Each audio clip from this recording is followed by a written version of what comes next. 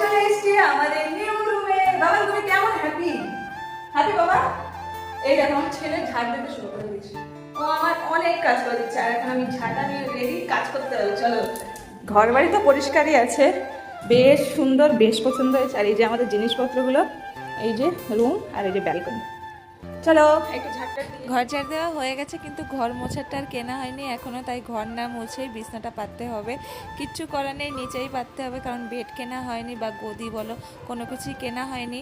আর ওর পাপা চলে যাবে এখন ডিউটিতে, তাই বললাম তুমি ডিউটিতে যাওয়ার আগে আমায় একটু হেল্প করে দিয়ে যাও, একা একা পাততে পারছিলাম না, দুই সাইডে দুজন ধরলে তাহলে ভালো হবে। ও ডিউটিতে চলে গেলে আমি আর ছেলে রেস্ট করব, কারণ আজকে রান্নাবান্না নেই, ননদ বাড়ি থেকে পাঠিয়ে দিয়েছে, তাই আজকের দিনটা আমরা রেস্ট করতে পারবো আরামসে।